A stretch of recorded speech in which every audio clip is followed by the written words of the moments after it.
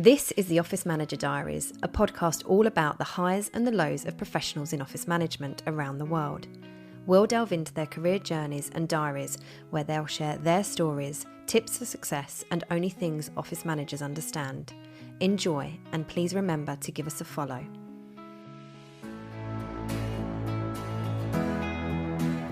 Hi everybody, it's Hannah Gray and I'm back with another episode of the Office Manager Diaries podcast. Really delighted today to be joined by Briscoe, who I'm welcoming. She is a freelance office and events manager at Briscoe. Hi Cass, good morning and welcome. Hi Hannah, thanks so much for having me. Pleasure. It's lovely to see you. It's not quite as cold as yesterday today. The temperature suddenly dropped by about 100 degrees, didn't it? And now it's warmed up a little bit again. Yes, I went out in my big coat this morning for a walk and got a bit sweaty actually, so it's not quite as cold as it was. No, it's just the ever-changing challenges for anyone outside of the UK. I'm sure it's happening elsewhere in the world, but it's layers, isn't it? The key is layers. But we're both sitting here in jumpers probably for the first time for most of this year. So yeah, thank you for giving up your time to spend with us on the podcast. So I'll start by saying that I remember we met because you joined the Office Management Portal as a member a number of years ago. And at that time, you were the Workplace Experience Manager at Own Backup. And then you joined Clio a little while later. Tell us about your time in office management and how you first got into the profession, please. Absolutely. So I actually started my career in advertising as sort of like a production assistant for a small production company. And that was a lot like being a PA, basically, for the production team. So I remained in production in advertising for a little while. And I was at this one company for about 5 years. And a job came up as the EA for the managing director. And I thought about going for it, but at the time I was going through some sort of big personal stuff and I didn't feel it was the right time. So I didn't, and I always regret it. And then 2 months later, the person they hired, it didn't work out. They left. So the role came up again. And I thought, I just have to go for it. So I'd not had any sort of direct EA experience at that point, but because I'd been a production assistant and also because I'd been at the company for like a long time, they were very keen to have somebody who sort of knew everyone very well, who they could integrate with the leadership team, who sort of had an ear into like the wider team. So that's why they hired me. And I ended up doing that for a couple more years. And I worked very closely with our office manager there, did a lot of events, did all the events management, both internal and external events, got involved in their CSR, which is corporate social responsibility stuff. I was on their social committee. I headed up their DE&I, so diversity, equity and inclusion initiatives, and really just threw myself into sort of every aspect of office and culture and leadership support. And then after that, because I'd been there by that point about 7 years, I decided I just wanted to work somewhere else. So I applied to work at Own Backup as their workplace experience manager. They are an American tech company and they had a London presence. They'd never had an office manager before. So I was the first person to be in that role. I looked after the London office and also the Paris office remotely, which was really, really good fun. After I'd done that for a few years, I went and took the job at Clio, which was a workplace experience manager role. And I got promoted to workplace experience lead while I was there. But because the job started off initially as maternity cover, I was always thinking about what I was going to do next. And I thought about branching out on my own, and I'd been thinking about it for a really long time. So even when the promotion and the permanent opportunity came around, whilst I did take it to start with, eventually I thought, I've just got to do this. I've just got to branch out on my own. I've always wanted to do it. So I did. And now here I am. It's funny, isn't it? Because it sounds like for you, it's very much fate. So you potentially or did have the intention, you saw that role come up and you thought, actually, that's a bit of me. But as you say, timing wasn't right. And timing is everything in life generally, but especially in our careers, I feel. And so the fact that it didn't work out, you were probably quite gleefully happy, like, oh, now's my chance. And Yeah, you don't want to celebrate things not working out for someone, but it did work out for me. it's almost that thing, isn't it, when one door closes, another door opens. And I think that happens quite a lot, I guess, and from speaking to other people on the podcast within these roles in office management and assistant and administration roles, where there are opportunities and we think, oh, I actually really quite like the look of that. And what attracted you to that role? Was it the kind of people aspect? Was it the organization? Because there must have been something that you thought, oh, that's a little bit of me. What was that moment, do you think? Well, partly because I'd been there for so long and I knew everyone very well. I thought I can really make a difference in this role. I can really be that voice of the people amongst the leadership team. So that was really appealing to me. But also, and I think probably a lot of people in our professions would say this, I've always been the organizer in my friends. I organize the group holidays, I organize the dinners. I'm the one in the group chat being like, right, Tuesday, 9:30, be there, etc. So for me, it was kind of, and I've always been a planner, always love a to-do list. So for me, it seemed like quite a natural use of my skills. And I was right from day one in that EA job. It was like someone had turned the lights on. I was like, why haven't I been doing this the whole time? This is just exactly the sort of job that I should be doing. Putting my organizational skills to use to help other people do their jobs better. So yeah, it was just like you say, it was fate, I think. Yeah, it absolutely is. It's funny, a thought flashed through my head then when you said Tuesday at 9:30, and I thought, oh my God, that's late to meet on a Tuesday. Showing my age. And so that leap when, I think it's very clever when you're going into a contract role, like you mentioned with Cleo and the maternity piece there, to think about what's next. And you obviously had this burning desire to set up on your own. So now you've done that. What really made you make the move? Like, what again, I suppose, lit that fire in your belly to say, this is actually what I wanted to do next, in terms of self-employed work? And how is that going for you so far? For me, I think the main motivator was being able to choose the people that I work with more so than you can in a salaried role. I knew that I wanted to work with smaller businesses, with a lot of women I work with, female entrepreneurs, and people within that space, people within the creative space. I was working, so the last two jobs I had before I went freelance were in tech startups. What's great about working at a tech startup is that because there often isn't a lot of process, you do have a lot of freedom and creativity to do kind of what you want day to day in the role. And I love that the autonomy is really important to me. So that was another factor. I thought if I go freelance, then I have that autonomy every single day. And I think, I mean, I guess it's not for everyone running your own business and working for yourself, but for me, it's just something that I've always wondered about and perhaps have never had the confidence to do before. But in my last couple of roles, especially, or even in my whole career, if I look back at the last few jobs I've had, I've achieved quite a lot and managed and run a lot of very big projects, big office moves, big office redesigns, company offsites for hundreds of people single-handedly. And I thought, if I can do that, then I'll be fine working for myself. I know I can do stuff on my own. And so far, touch wood, I have done. So it was the right decision for now.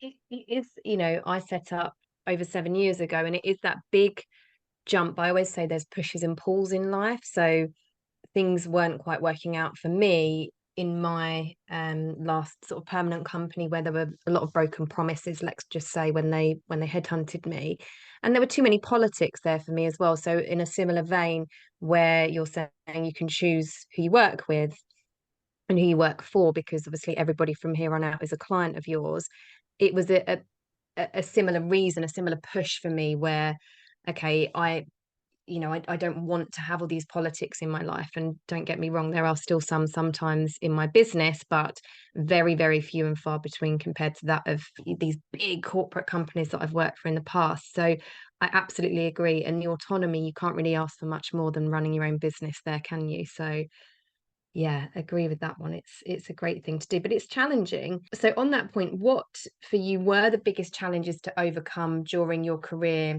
before you set up your business in the administrative and business support profession?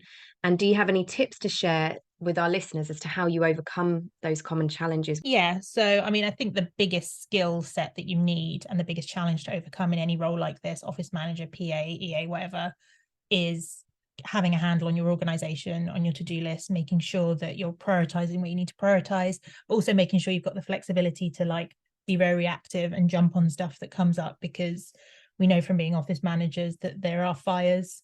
The other day, I'm working for a company at the moment as a freelance office manager, and there was literally a fire the other day. So you're putting out fires, literal and metaphorical ones, all the time. So you need to be able to make sure that your to-do list is organized to a point where you've got the flexibility to jump on stuff as and when it comes up as well.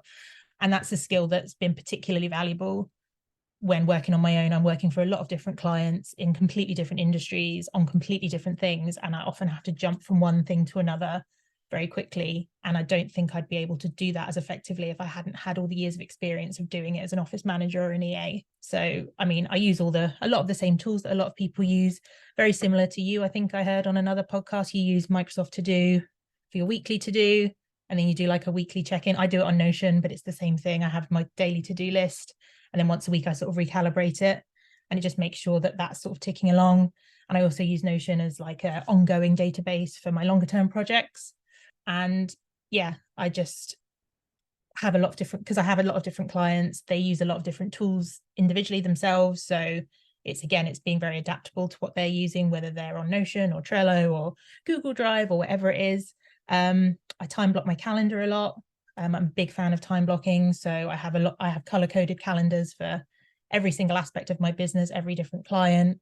When you're running your own business, you need to make sure you make time for marketing, going through your finances, doing your expenses. So I've got a calendar for each and every different part of my business, and I make sure I color block that, time block it with different colors. And I can see at a glance in my week, like, is it too marketing heavy? Is it too client heavy?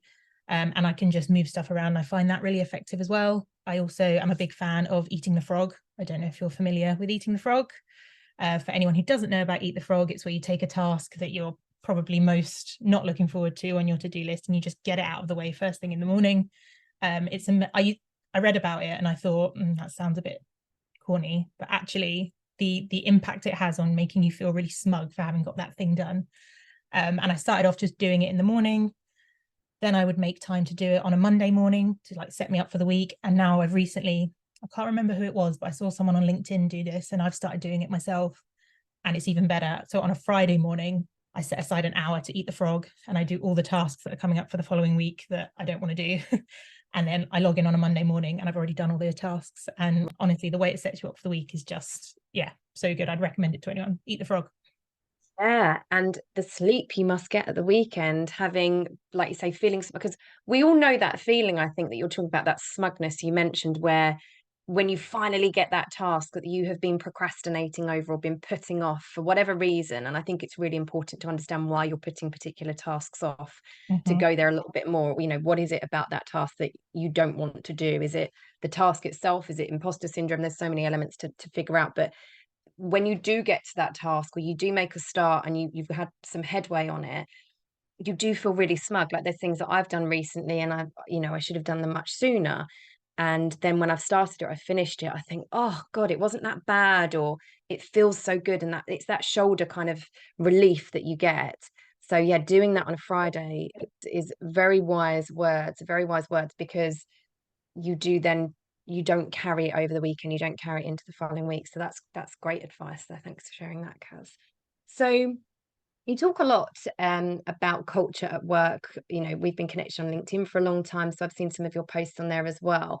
How have you previously influenced that in your office management environments? Workplace experience manager as a title would very much be about the experience that people are having at work, and I think culture is a huge part of that title. So how have you ensured a positive and productive culture and working environment within your roles previously? So I think it's worth noting that because I've been in office management and these sorts of roles for a while, I've seen like a lot of others, I've seen the landscape change from what it was like to be an office manager pre-COVID and what it's like to be an office manager post-COVID. And I would go as far to say as they are completely different jobs, in as much as previously you had an office 5 days a week. Probably everyone was in that office 5 days a week, and it was your job to run the office, and that was fine. Whereas now you've got all these additional challenges where not everyone's using the office every single day, but you have to also consider, and you should consider, those people who are remote.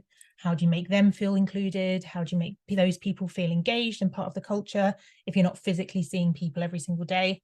I think some companies do this really well. I think some companies have got worse at this, but it's all pretty new-ish still. We're all still learning, and companies are changing their mandates and their requirements and stuff all the time. But regardless of whether I've been in roles post-COVID or pre-COVID, I think what's the most important thing to try, and a good starting point for any positive working culture, is to try and ensure that you're creating a culture of care. And the way I would go about that, if I was trying to start from scratch, is I would ask the people who work at that company what they think, what they want, what they need. it's so meaningful to ask staff, so whether you do that through surveys or like feedback forms or whatever, what works for you, what doesn't work for you, what would make you happy within this role, what can we do to make you happy within this role. And I think a lot of companies miss that really obvious step. So they sit together in a leadership meeting and they decide unanimously amongst themselves what they think makes good culture and what they think makes a good compelling office space, etc. And then they just roll it out and tell everyone that that's what it is, and that doesn't work for everyone. I'm not saying that you can ask people what they want and give everyone exactly what they want all the time, but it helps to have that information so if you're heading in the right direction. And again, pre-COVID, it was a bit more like the situation where I just described, where you're running, like a company is running an office and you make the decision to go and work at that office. So it's kind of set up how it's set up, and you're making that decision to go and work there. Now it's different. Like, it's not about the office. It's not, you're looking for a company that has values that align with your own, whether that is the amount of days you have to be in the office, or what their diversity and inclusion program looks like, or if they do any sort of charity work, outreach in the local community, what their sustainability rating is, are they a B Corp? All of that kind of stuff is becoming as or more important to people when they're looking for jobs as salary, or office location or things like that. So yeah, I think asking people would be the thing that I have done in the past and would continue to do, as a starting point, just to see where the land lies. You can also do things like workshops with leadership teams, workshops with all the staff, and just say, hey, what do you want? We're listening. What is it that you need and want? And then you can take that away, look at it, and then come up with ideas based around that, rather than just plucking them from like one leader's opinion. Yeah, definitely. And it's interesting, just picking up on the point you said about the employee market, I suppose, and people looking for cultures, policies, mandates, procedures, certifications that align to their own demands, wishes, values, needs.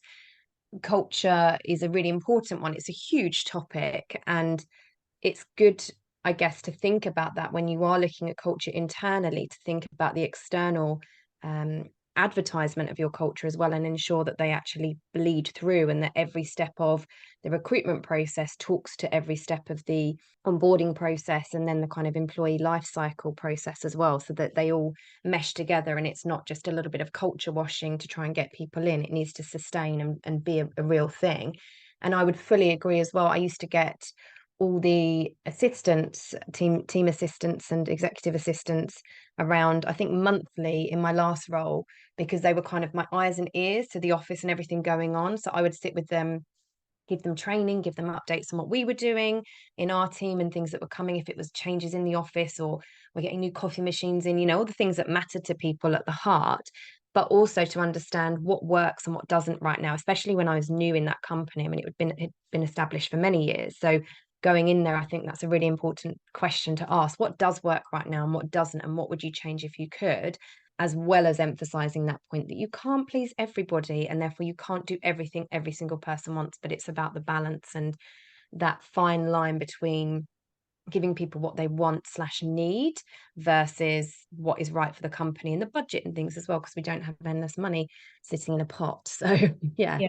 Also, it's key to, I think, just that whole piece about making people feel like they're being heard, that their opinion matters, even if you can't necessarily implement everything that everyone wants. That's culture, that's transparency, that's openness, that in itself is, good company culture. So I think it's just really important to do. And that transparency is really key as well, as you say. Yeah, great tips there.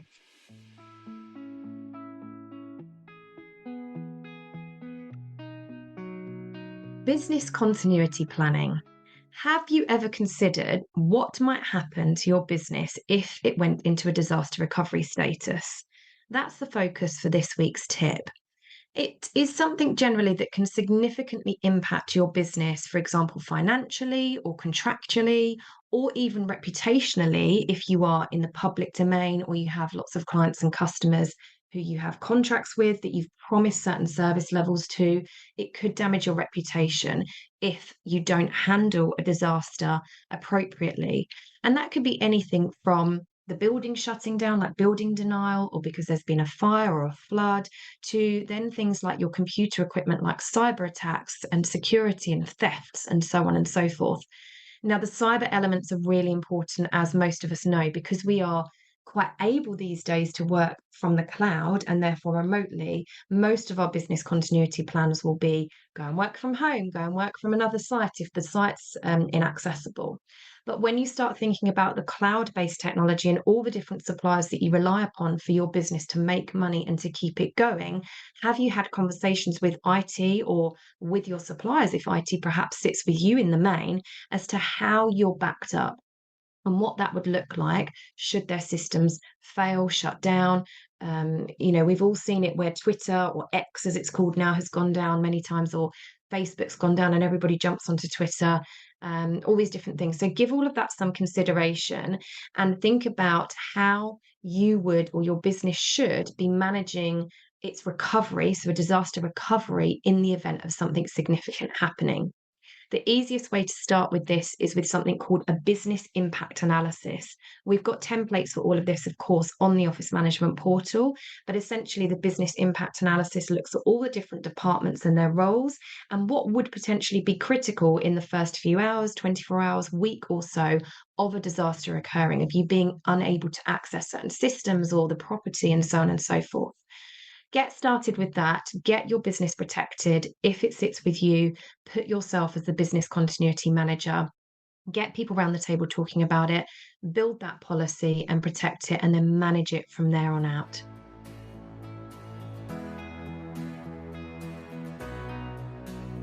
Staying with culture, are there any other specific strategies or tools that you find particularly effective for enhancing office productivity and fostering that positive workplace culture, even if it's something very small that you've realized that works, or something, much more grand that helps to accelerate the culture within a business when you're trying to make a shift or when you're trying to do something from ground up, especially in the startups that you've worked in?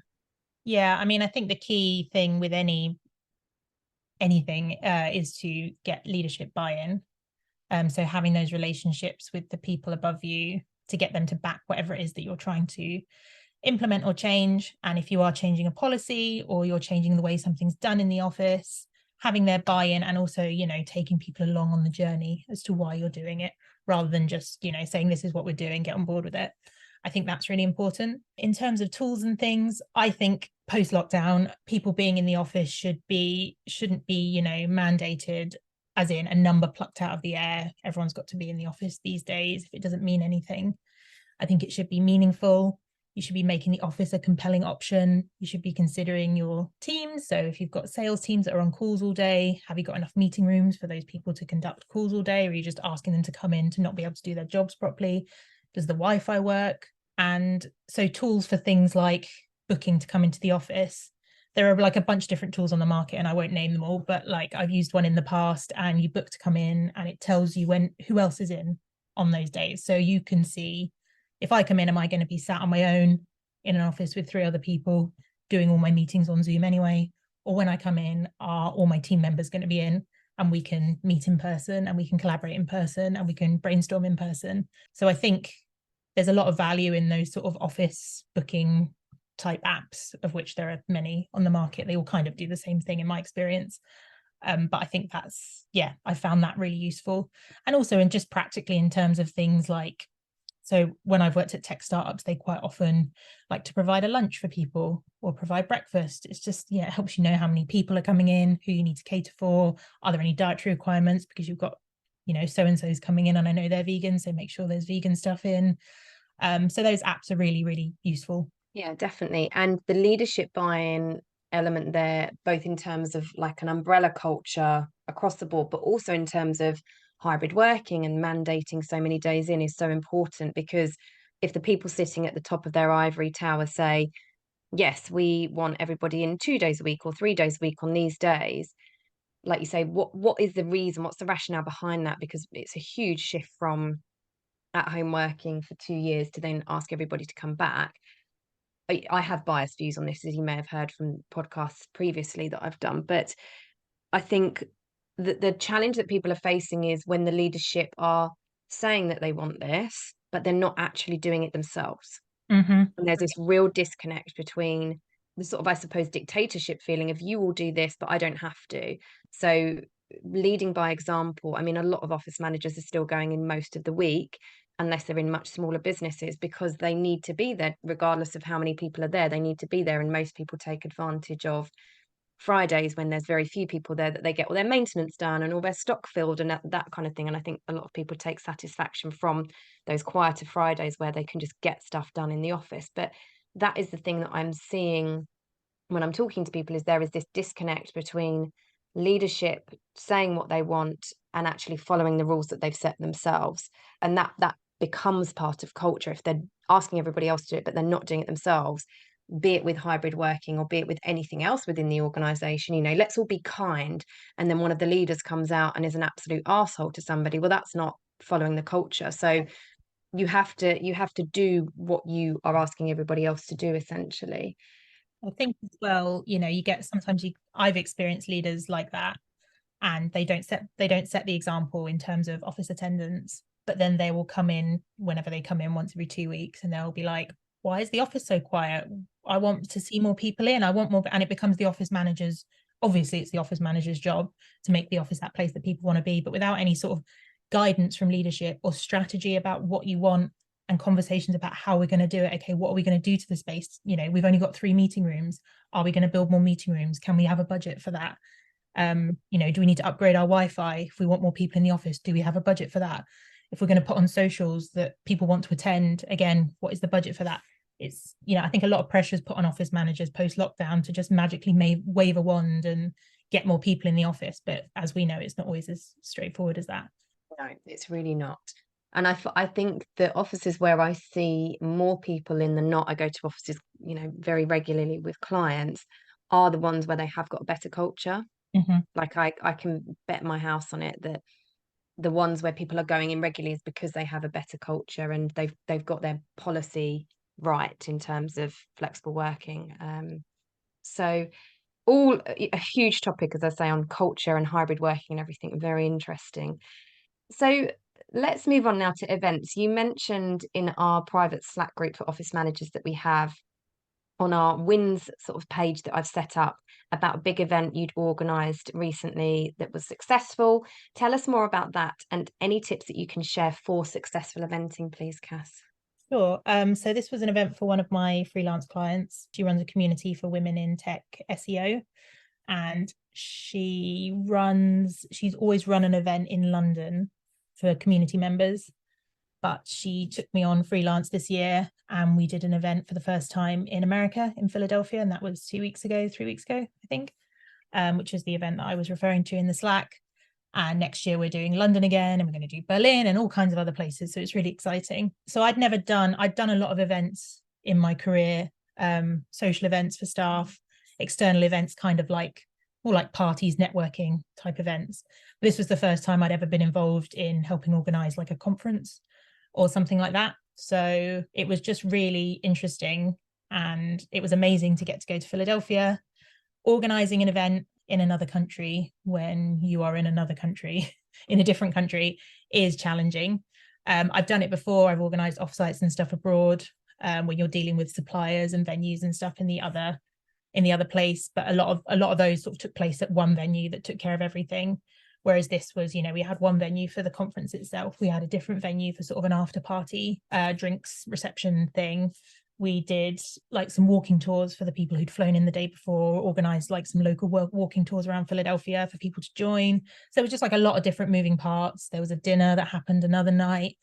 So I was sort of dealing with trying to find suppliers, trying to find venues, locations that came in under budget. And also, you're looking at a map of Philadelphia, a place you've never been, going, well, this looks to be, near enough to the after drinks party venue, looks to be close enough to the conference venue. But like, I don't know, I've got no idea what it is like in real terms and walking, and is it a nice neighborhood to walk through, and is the venue big enough, and you're looking at pictures and stuff. Luckily, I found a really great venue, really great bar, and the woman there was very helpful, and she filmed like a little video walkthrough on WhatsApp for me, so it was really, really helpful, and it turned out to be a great venue. It was really good. But yeah, so I would say try and work with suppliers who do go that extra mile and understand the challenges of, organizing stuff from another country. Like I said, she did this video walkthrough and that was perfect. That's exactly what I needed, because it's really hard to tell from like a website and pictures exactly what a place is like and whether it's going to be sufficient. On the flip side, we did this dinner one night at this amazing venue, but previously I was speaking to another restaurant and their customer service was just off. Like, she was very rude and she asked me to pay the deposit and she sent through a unprotected Word document for me to put bank details in. And I was like, I can't do this. This isn't, I can't put my client's bank details into a Word document that's not protected and send it back to you. And she was very sort of rude. So I was like, look, we're just going to have to cancel. Like, we can't book it if that's how we have to book it. And also, I don't really want to book it anymore. And then we ended up booking somewhere else that was even better. So it all worked out. But yeah, I think just being really mindful of working with suppliers who work with you, who understand those challenges, particularly if you are booking something that's in another country completely to somewhere that and somewhere that you've never been before. But we're doing another event next year in Philadelphia, so at least I'll be slightly more familiar with the area this time.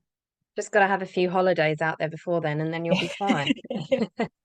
I think there's a lot to be said there, isn't there, about our gut feeling, Mm-hmm. that kind of head, heart, gut stuff. And when you've got that gut feeling, like you probably did, the moment that that person was a little bit rude to you, you sort of, it's like red flags. You're like, oh, there's the first red flag. And then when that payment requirement came through, it's, oh, second red flag. And then when there's barriers and difficulties and maybe attitude or whatever you want to call it, there's another one. And that, like, I've booked many, many events in my career, and you do get that feeling when you first go to venues or you first start having conversations. Like, we're trying to get into a venue at the moment and looking at the show next year and the awards and things. And I said to Lizzie, who started working with me recently the other day, it seems really difficult to just get in there. So Mm-hmm. we've given lots of availability, but it just seems very difficult to actually get me in there. And that to me is a little bit of a red flag initially, because I've only got so much time. Um, and I appreciate they will only have so much time, but we're just struggling to get me there physically to go and see it. And I can't go and book a venue for these huge events without seeing it. Like, I have to walk through the logistics. So I can't imagine doing it where you haven't physically gone and seen them. It must be really, really challenging. But you just get a little bit of a niggling feeling, I think, sometimes with these things, especially with events. Like, I'm very visual, so I walk through and think, like the logistics, like you say, how are they going to go through this bit and how are they going to get from A to B, and then what's that going to look like? Is it walking and like the neighborhood? I mean, I don't know much about Philadelphia. I just think of, isn't it the Fresh Prince that was from Philly? It And was, it was yeah. a little bit rough. Yeah, I won't start rapping, guys, don't worry. As tempted as I am to do it, but yeah, there's rough areas everywhere in the world, aren't there? That, there's nice areas and rough areas and things like that. So it must have been a real challenge. So congratulations to you for pulling it off under fairly scarce circumstances of not actually being able to get there and see it before you had the event take place. So can you now share something for us, please, from your office manager diary, one of our you won't believe it but moments, Cass? Yes, I can. So when I was at Clio, I organised all company offsite to Alicante in Spain. So it was about 130 people from UK, Europe, America. I'd organised everything: flights, transfers, activities, accommodation, food, drink, everything. And I was really sort of like mum the whole time we were there. Sort of, I set up individual Slack channels for each of the flights and like each of the transfer buses and each of the activities. And I would literally be, 20 minutes till this transfer bus, 10 minutes till the transfer bus, 5 minutes to the transfer bus. So I was really on people the whole time. And one of the activities we did was Beach Olympics. So I'd found this company who ran this sort of like silly sports day on the beach. And the idea was it was the only activity we organised which was sort of mandatory for everyone to attend, not necessarily everyone to participate, but everyone had to sort of go. So it was like 100 odd people all doing these Beach Olympics. And the games all sort of came to an end. And the guy from the company came up to me and said, oh, your buses are here to take you back to the hotel. So it was 3 big coaches. And he was like, they're not going to hang around. So you've got to be back on the like 4 on the dot, or they're just going to go. And I was like, that's fine. We've got the games are finished. We've got 20 minutes. People can use the bathroom, get a drink, and then get on the bus. And someone, I think maybe even the CEO, was like, right, everyone into the sea. So 100 people just ran down the beach into the sea. and the buses were like threatening to leave. So I was running across the beach, screaming at 100 people in the sea, going, "Get out of the sea, get out of the sea and get on the bus." And they were just swimming further and further in. So I was running into the sea. I don't know if you've ever tried to herd 100 people, but it's impossible. So I was screaming, "Get on the Trying bus." to herd my 4-year-old is impossible at times, Cass. I just can't. I'm wetting myself practically here, laughing on mute about this. This is hilarious. Almost like the Pamela Anderson, like there's a shark in the water moment, Basically, but it's like, yeah. get the fuck out. And there were people on the beach who were obviously like, "What is this woman doing? Why are there 100 people running into the sea? Why is she running after them?" I was practically dragging people out of the sea and shoving them on the bus, like, "Get on the bus." I managed to get everyone on the bus, and no man left behind, so it was fine. That is just so funny. I mean, the boss clearly was just, seat the pants kind of. Fine, everyone just get the hell in the sea and have fun. And the coaches are bibbing, like, you've got to get up. Yeah. You like there with towels, like quick, dry people off. Yeah, and then people got out of the sea, and were like, "Oh, just gonna pop to the loo," and I was like, "No, no, you've No, no. You should have peed in the sea. You should have gone in the sea. like, use it or lose it. Get on the bus." Yeah, Yeah. Oh my goodness me, that's hilarious. I love that. I might have liked to splash around in the sea, but I had stuff to do, so get out. Well, this is a note for next time. You know that if you're ever on a beach again doing a work event for more than maybe 10 people, you need a an announcement beacon. What's it called? A Megaphone. speaker, Yeah, megaphone. That's the one. done with a Get out megaphone. the sea. Oh, I absolutely love that. That was brilliant. So moving on, then, anyone that still wants to be in this profession, given that story and the herding of half naked people from a sea, what tips would you give to anyone who wants to get into the office management profession? Because this is such an incredible career for people who, eventually do want to set up on their own or want to become COOs or head of HR, head of people. Like, there's so many different streams and avenues that you can go down from being in an office management role. So, what tips would you give to anyone wanting to get into it, and how can they thrive in that role? You just have to be prepared to, and this is a cliched expression, but wear a lot of hats. So you've just got to be flexible, you've got to be adaptable, you've got to be approachable. That's really important. And some days you'll rue being so approachable because people will come up to you and ask you all kinds of things. But yeah, wear a lot of hats, and also just talk to people, get to know people. I always think that being an office manager is a bit like being an EA for everyone in the company, because everyone will come to you with absolutely anything, and some stuff will be expected, and some stuff you'll be like, "I've literally never been asked that before in my life, but I'll find out for you." You just got to be open, friendly, receptive, all of those things. And not everyone is like that, and that's fine. But if you're not like that, it's unlikely to be the career for you, because you do have to sort of be ready to help everyone all the time. As well as that, you have to be organized, you have to be proactive, you have to have a head for business, you have to understand how the business works, and you have to make sure you can get your head around all of the other stuff, the day-to-day, keeping the lights on, health and safety, fire risk assessments, all of those things. So my advice for anyone getting into the industry would just be, it's an amazing job, and like you said, opens up a lot of opportunities to lots and lots of different avenues if you are that kind of person. Absolutely. The approachability is a huge thing. Like, again, thinking back to our conversation around culture, if you're unapproachable, your culture's going to be impacted by that, because you are at the heart, the soul of the business, and that's very much the culture element there coming through. And I often say it in our training courses and probably webinars and maybe even in this pod before, but if you aren't approachable and people are therefore potentially in fear of coming to talk to you, you're never going to know what is actually happening in your office, what's gone wrong, what lights are out, what, toilets are blocking and spewing out all over the place, whatever it might be. You need to be approachable in every aspect, but have boundaries around that as well. And there's really simple ways to create those boundaries and kind of not make a rod for your own back. And the detective element as well, making you the go-to person that everybody will come to, but being that researcher, being that detective of, I don't know how to do this, I've never been asked this before, but I'm going to go and figure it out and I'll come back to you. And if it actually doesn't sit with me, then I'm going to pass you on to someone else, professionally and politely and everything else. So yeah, there's some really great tips and skills that you've mentioned in there. So fully agree with those. What then do the next few years look like for you? You've very recently set this business up. It sounds like it's going really well. Are there any particular goals that you have from here on out within your career? Yes. So, I mean, actually, one of my goals for this year was to be invited on a podcast. I wasn't strictly speaking invited on this one because you asked if anyone wanted to be on it last minute. It was an open invite. Open invite. But also last week I was invited on a podcast, a different podcast about workplace. The details are still being finalized, so I won't say what it is yet. But had I not been invited on that last week, just out of the blue, I probably wouldn't have had the confidence to put myself forward for this today. So yeah, so that's one big thing that I've achieved this year that I was aiming to. I would like to do more sort of podcasts, speaking opportunities, that kind of thing, and move more into sort of consulting on like business and culture and that sort of thing, and move slightly more away from sort of the supporting admin type stuff.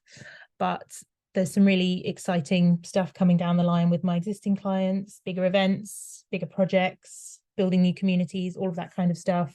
I love to work very collaboratively with my clients, sort of alongside them. It's like a partnership, and just, yeah, doing more of that, just building, growing, getting to work with more amazing people, exciting people on interesting work. It's funny, we did manifestations at the office management show. So Abigail Barnes did a session on it with our premium members for the breakfast. And she got us all to manifest. And for some people, it's just not their thing, or it wasn't the right environment to do it in. But for others that did it, some of the things that they thought about came true even later that day. Like people were looking for jobs and they got a couple of job interviews and job offers, and there were some other things. But I think it is one of those things where Carrie Green, who I follow, she's a female entrepreneur associate. She is the Female Entrepreneur Association founder. And she is a little bit woo, but she talks a lot about if you ask the universe for it, you shall get it kind of thing. And I think when you think things like, I want to be on a podcast, or you write it down like these are my goals, it does very often come true. So it is quite a powerful thing for anybody that's perhaps into that and thinks, do you know what? I have some very specific things I do want to do, even if it's responsibilities you want to take on, promotions or new jobs or being on a podcast, just email me and I'll bring you on if you're an office manager. But yeah, I think it can be really powerful to do that and to have that intention if you are career minded and career orientated and aspirational, because some people aren't, and that's absolutely fine. It is down to everybody's own prerogative and where they're at in their career and their life personally as well. But if you have aspirations, I think writing them down, or like you say, just knowing that's the sort of things you want to tick off your bucket list professionally, can be a really powerful tool to use and to do. So finally, let's talk now about AI, artificial intelligence, and your use of this in your roles to date. I spotted a post that you'd shared on LinkedIn about it and how you're using it to support your role now and the sorts of things you're doing like chat GPT and playing around with it.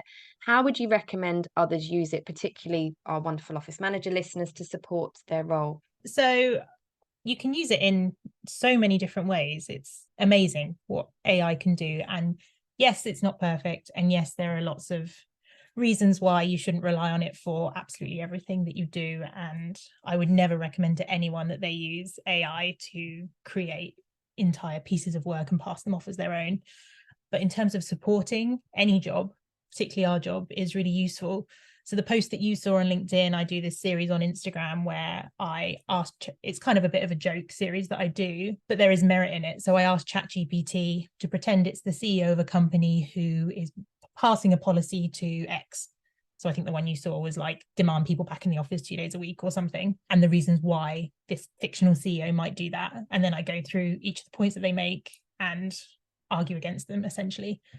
And I do it for like a bit of fun on my Instagram, but actually for me, I find it very useful to basically practice, to work on my work. It gives you sort of pretend real life scenarios that you might come up against. So for me, particularly because I work on my own, I don't have, performance reviews or anything, or like goal setting within a team or anything like that. So I find it really useful. The way I use it is I sort of get it to come up with imaginary scenarios that I can work with, to sort of practice and work towards certain things within my day-to-day job. But also I use it a lot with my different clients, whether it's, getting inspiration for writing copy, for Instagram posts or Pinterest posts or things like that. For event planning, it's great. For Philadelphia, actually, you could say, can you plan me an itinerary for dinner and drinks in this area of Philadelphia? And it will spit out an itinerary for you. You can do it in your personal life as well. You can do it for a holiday. If you're going somewhere you've never been, say I've got 5 days in Seville, can you spit me out an itinerary?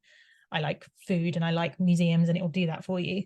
So you can use it in a very similar way for event planning for work. Yeah. And for office management, I will say I've never actually used it for office management stuff, but I'm sure you could say, I'm setting up a new office. What things do I need to, be aware of from a health and safety perspective? And I'm almost certain it would give you, a list of all the things that you would need to consider. So it's definitely, yeah, I always try and think about ChatGPT or AI before I do anything, to see if it can support me in any way. My space bar is not working today. It's funny. So when I first started playing with it, I asked it to write a health and safety policy for me. Mm-hmm. And I can just say it was shit. Oh, well, there you go. So don't use it. I really like what I use it for, like the social media posts. I call it a really good starting point for a lot of things. So I've asked it to help me plan training, like structured training programs or mentoring programs, and all sorts of things, like to give me some stuff which I either will or won't use. So I might use elements of it, I might use none of it, because as I say, sometimes it's just not great. But someone had told me that they'd managed to use it for a risk assessment. And so I played with it and I tried to do quite a few risk assessments on it, like for expectant mothers, young workers, fire, general office, COSH, all these different things. And it would basically just say you should have da da da da da, you should do da da da da. It doesn't actually do it for you.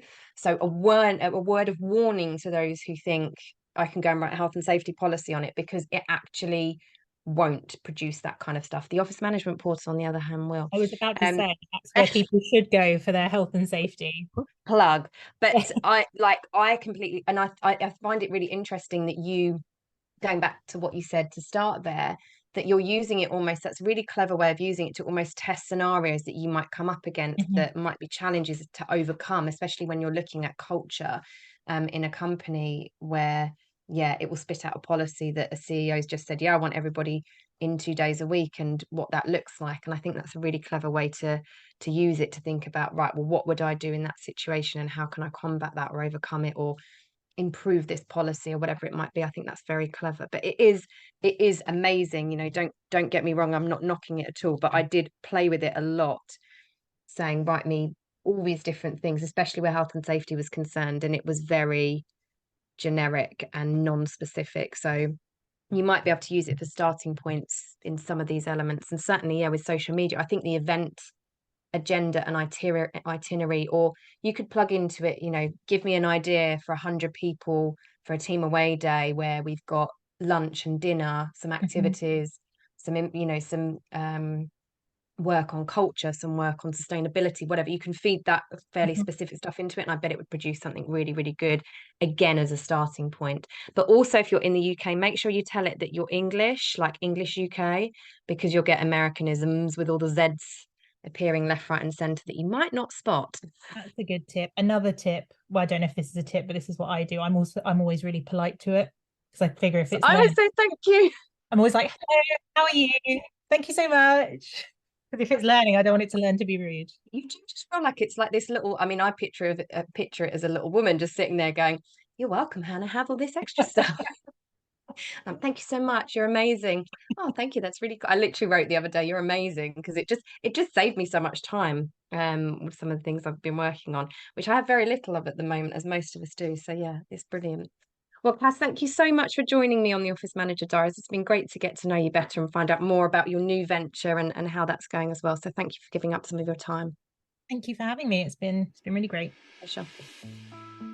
This episode is sponsored by the Office Management Portal, our free online membership platform aimed at connecting, supporting and empowering office managers in a simple-to-use, all-in-one self-service resource. You can sign up right now at www.theofficemanagementportal.com and click the sign up button in the top right. If you want to upgrade your account to our premium membership at any time for unlimited downloadable templates and monthly expert masterclasses, use the code THEOMD for 25% off.